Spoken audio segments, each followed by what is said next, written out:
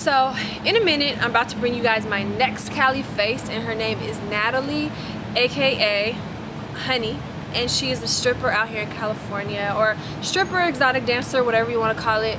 Now, I already know what you're thinking when I say stripper. I already know what you're thinking, but I'm sure you are not thinking businesswoman, business owner, entrepreneur. And Natalie is all that and so much more, and she's super cool ass female, and she's gonna talk to us about all that she does out here and everything that goes into the dancing and all the negatives and positives just surrounding dancers and strippers and strip clubs and the whole adult industry. She's going to talk to us about all that, and then she's also going to give us an example of her dancing. Now, this is YouTube, so you know she's not going to get naked on here. I mean, I can't show no naked videos, and I'm sure she wouldn't want to get on here naked. This is free, right? But she is just going to give you guys an example of what she does and how much strength it takes and patience and practice to learn everything she does, and how she feels it's an art form. She's going to talk to us about that and show us, so check it out. Let me know what you think. Leave me a comment. Let me know what's up. Well, the reason I would call it exotic dancing, and the reason why I chose it as an occupation when I was 22 years old was the excitement that I got behind being on stage. I'm not sure what initially made me want to even go to a stage, because I've always wanted to go to one. I don't think there was a point in my life where I said, oh, this is nice, I like being inside this club. It was just more or less like, oh, okay, I want to be on that stage, I want to be with these people, this is an awesome audience, and the girls are great, and this is exactly where I want to be at. It was just kind of more like I found home for me.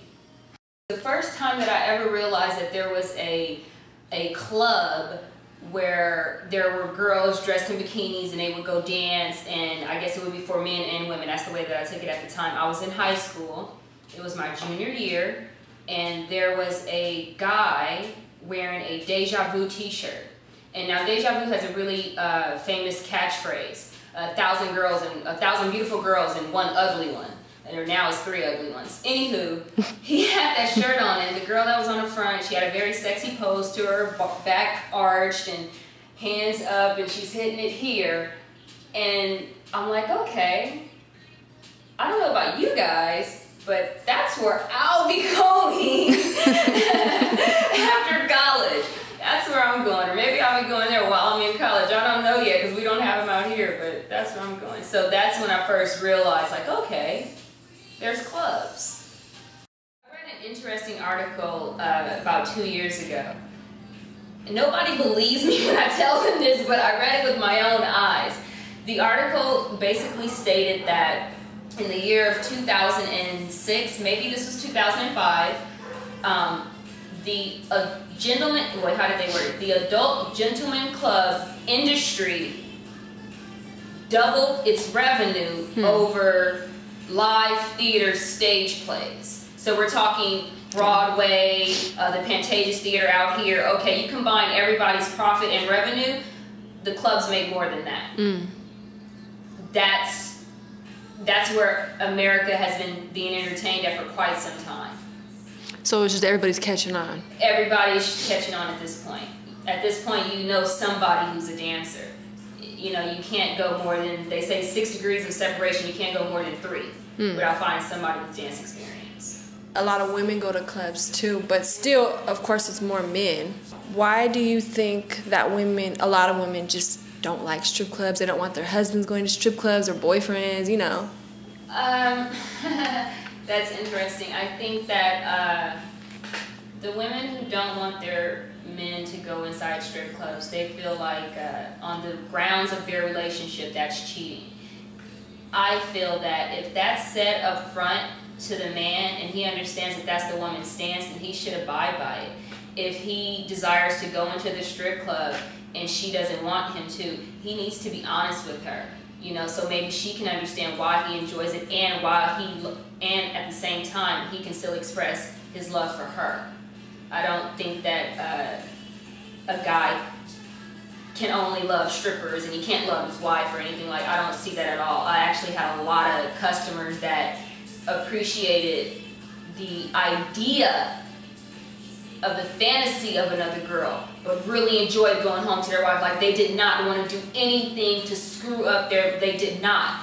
And the wife understood that this is just an area where he kind of gets his male ego rubbed a little bit. And I think men need their egos stroked. So, you know, and that's really a household question. You know, each household needs to ask themselves that question.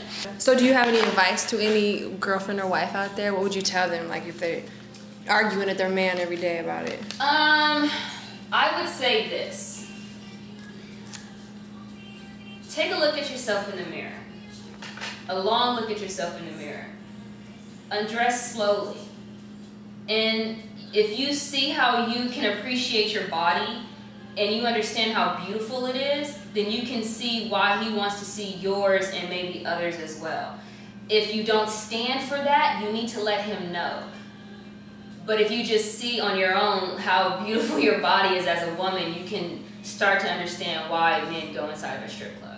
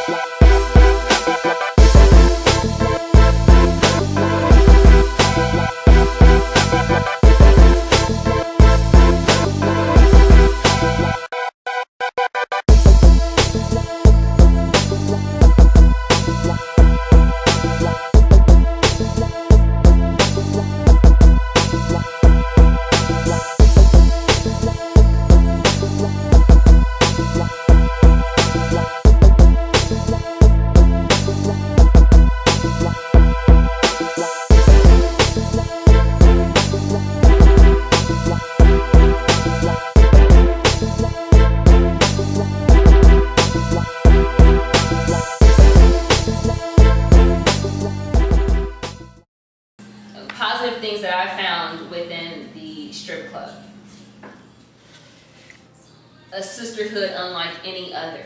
They understand my personal struggle on another level just because they're with you in your most rawest way day in and day out. If you have a home club and that's where you're always at, they really get to understand you as an individual. And it makes me want to cry thinking of all the lonely souls that stumble upon these places and they discover that, oh wow, this is like family, you know, I love the manager and I love the dancers and I'm really starting to enjoy the job. But then because there's so much negativity surrounded by the job, it usually tends to send them on a downward slope, and them not having family to begin with makes it really difficult for them to bounce back. So, yeah, everybody helps each other. They really do, you know? I mean, yeah, that would be a negative. The media not really accepting it as a job or an occupation or a profession that one chooses to do in order to go through their cycle of life. Instead, depicting it as something that's horrible, disgusting, unmoral-like. Depicting it that way is a safer road for them to take, but in the end, they're just really causing a lot of damage to individuals. It's a very negative factor that can totally be erased if everybody just opened up their eyes and realized that we're all pretty much created equal, even when it comes to the social ladder. So I don't want to glorify it. I don't want to sit there and tell everybody, it's the best thing on earth, run and go and do it. That's not what I'm saying at all. I'm saying simply there are individuals within the industry that are proud about what they do, are not ashamed of it, do it with talent, they're professional, and they know that it's not the only thing in their life that they're going to do. This is a platform to do other things as well. That's what I'm saying. I'm not trying to glorify it at all. But if you are a young lady who feels like, you know what, I think I might want to be a dancer, please come see me. Please because I will actually, I'll let you know the ins and outs.